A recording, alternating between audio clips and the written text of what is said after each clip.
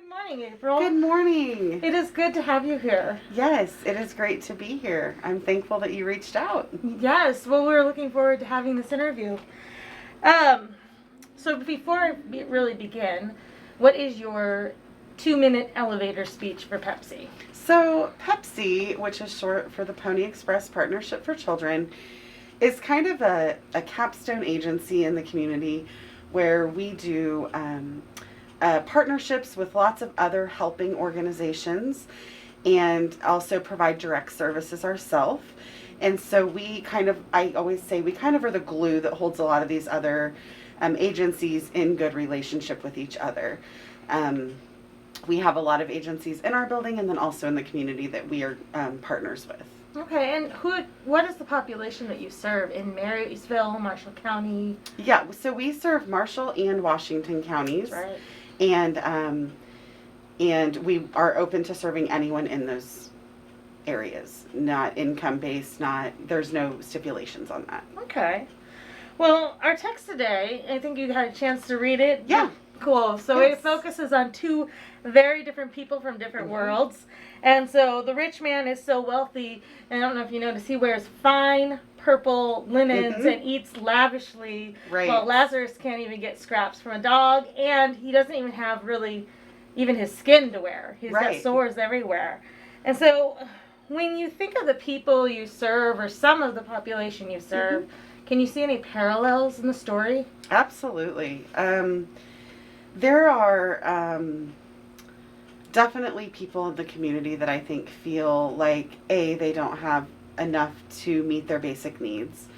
While obviously we know others have not only enough, but, ample to meet their needs. And so that is definitely a parallel, as well as just that feeling of being unseen that Lazarus has. And I think that that's something that a lot of people in our community experience, that feeling of not having others in their corner, not having maybe good family relationships, not having maybe just a good community support system around them.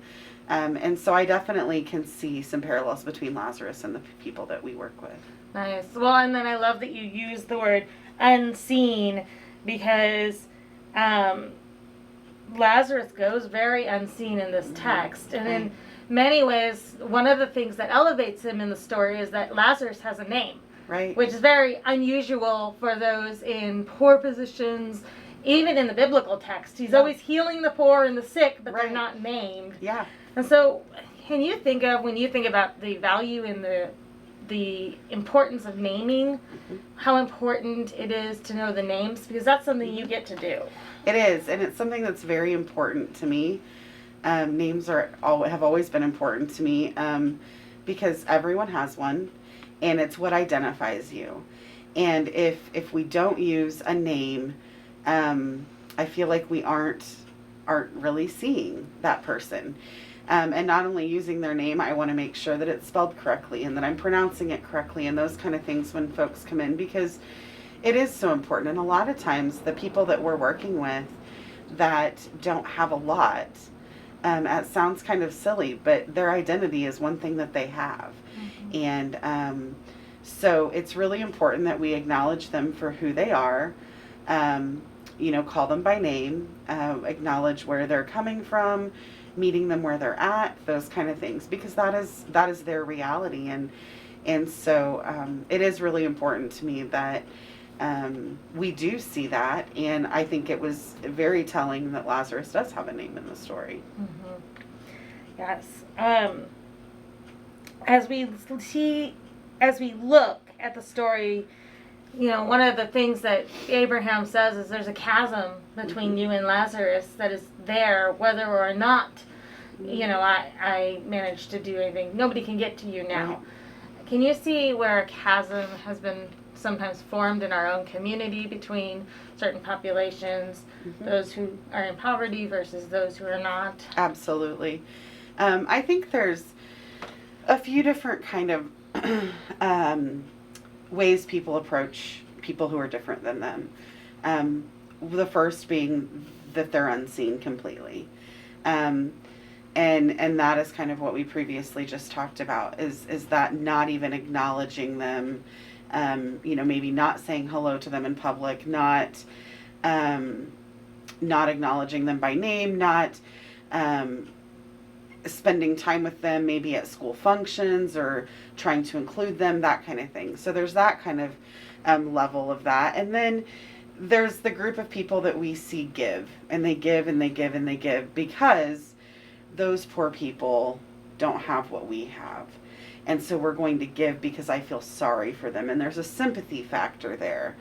And I've done a lot of work with families over the last 15 years, and I can tell you that sympathy is probably the last thing that families want. What they want is that third level, that empathy. They want someone who understands, who's going to walk beside them, who's not going to look at them differently because of their income. We as humans are so much more alike than we are different ever. And we all have something we can relate about. Maybe it's that your son's on my son's football team. Maybe it's that our daughters sit in science next to each other. Maybe both of our kids had the same second grade teacher.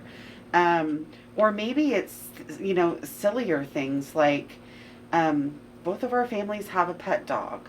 Or both of us have an uncle, Bill. Or something. I mean, they can be very minor things, but when you find something, no matter how minuscule, to connect with someone on, you have started developing that relationship. And that chasm closes, you reaching out, and not saying, A, I don't see you, B, I feel sorry for you, but B, I see you, I understand you, let me walk with you. And that is the basis of what PEPC does, and what we, above all programming, above all funding, above all things, that is what we root this organization on, is relationships and that relationship building. It is what we know will make families more successful than anything else I can do for them. I can throw money at families to pay bills. I can, make sure they have their basic needs met. I can do all of those things, but if I can't form a relationship with them, then we know long term their probability of success is very low. And it's amazing you talk about that, and it just seems like a lot of work. It is, but it's always worth it. It's always worth it, and that is it. We really try to pride ourselves down here on people aren't just a number, and I think so often when people get into the system, whether that's with the Department for Children and Families to receiving state benefits and that kind of thing, whether it's the legal system, whether, different systems we have, maybe their kiddos have gotten put in foster care and they're in that system, or different things, they become kind of a number a lot of times.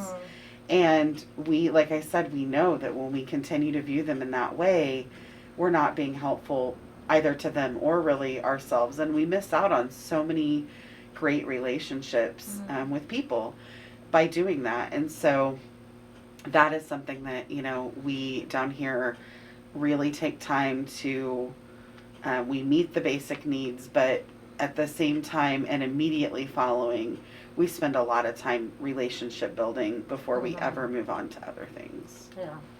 Yeah, that's interesting. The story, it's so obvious that the rich man sees Lazarus as just another servant. And not that we see the people as just another servant, but that we see them as those poor people. You use that word. Yep. That's an issue of not naming. Yep. Oh. Those people. Who are those people? Right. Those people are people just like everyone else. And Right. so they deserve to have that same empathy and understanding and relationships that, a lot of other people enjoy in life. And that is something that, we talk a lot about, that concrete support that people have. And a lot of folks don't have family around. They don't have, we're getting away from a time and a place where generations lived in the same communities. And so you always had, grandma and grandpa around, or aunts and uncles and cousins around. People are becoming much more transient and mobile. And so as families relocate, they may not have a single other person they know in the community. Maybe they simply relocated for an employment opportunity or something. And so we need to build that back up around them and give them a group of people that are going to help propel them forward and be successful. So. And is that really something that we see in our Marshall and our Washington County, people who are without family? That seems so foreign. Absolutely. And I know for, people that grew up here and are from small town areas around here. But, I would say probably at least 80% of the families we see have no other immediate support to them. That amazes me. I know we've talked about this in the past, but 80% is such a high number. Yeah, families are definitely, like I said, just much more transient. They relocate for jobs, for schools, for more affordable housing, for different reasons. But, and I know even just from Marysville to like other areas in our county, sometimes families move back and forth. And along with that, though, comes you're leaving your support system. And, not all of us had, great support systems as children or grew up in great families. And so it's important to remember that sometimes that's for the benefit of those families, that they are leaving some of that concrete support, because it may not actually be all that supportive and maybe something they're intentionally making it a choice to move their family away from that. Perhaps a toxic relationship or something like that. But the point remains that it leaves them without people. And so we know that everyone needs human connection to survive. And so it's so important that we provide that. Yeah, if there's anything this last year has taught us, is that we need human connection to survive. Right? Yes. And I think everyone is feeling that on a level this year. And so, it's definitely important. How has it been during COVID then, serving those families and connecting them when they have a lack of support? Right. It's been a very isolating experience, I think, for those families. And frankly, it's been kind of isolating for us as an organization, because there was a time there where we did not do actual in-person home visits. And because relationships and that process and our time with those families is so important to us, it was really hard. It's challenging to connect with someone in the same way over a text message or even a phone call, or in a few rare cases we did some video calls. But it's still very hard to make that same connection and do that same relationship building when you're not sitting on the family's living room floor playing with their children, or sitting at their table. And so that was something that was very challenging for us. And unfortunately, because of the length of some of those restrictions, it has made it where some families, went on our 12-month housing program and are now just getting ready to exit the 12-month housing program. And maybe we've seen them, 8 or 10 times. And so that is something that we have definitely faced as a challenge this year. Right. And then on top of that, the chasm between the people who you used to have more exposure. Yeah. COVID certainly created a wall between you and the community. Absolutely. Absolutely. There weren't the sporting events to maybe sit next to someone that, you wanted to make feel included, or there weren't the school programs where you could, share about your children's music program together, or those kind of things. And so, there definitely was a lot less of that this year. Yeah. So there's a lot of chasms available to us. There were, for sure. Oh, man. Yeah. And it's just tough enough as the chasm. So when you look at that, can you understand when Abraham says that chasm can't be breached? How does that strike you? Yeah, I mean, I think it can. I do think it can. I think it takes a lot of work. And I think that it takes both parties being willing. I mean, I think that it takes the rich man, being open to trying to reach out and be empathetic to others, and inclusive of others that are maybe different than them. And I think it takes the Lazarus to also be open to accepting those people and understand that they're maybe just open and trusting of that relationship. I think sometimes because of living in that chronic poverty or maybe generational poverty, those families do have an inherent lack of trust sometimes of other people that aren't like them as well. And so, not that they don't crave that or want that or need it, but just this lack of trust is kind of, they go into things just with a little more trepidation maybe than others. So I do think it takes both parties, but I do think that we definitely can come together and be supportive. And like I said earlier, I think that we're all much more alike than we are different. And you can find something that you can relate to somebody else with just about anybody. And so I think it just takes that effort of doing it. Excellent.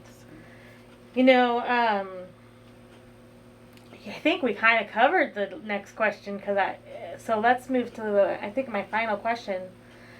Because of your work, you have the privilege to walk with people who are the most vulnerable. Sure. And so what are some things that you would really like people to understand about this work? These are real people. They have real feelings. Their children have real feelings. But this is really very important work that I get blessed to do. It is very special to be able to watch someone maybe who is struggling come in and receive services and build that relationship with them and then get to celebrate when they're successful.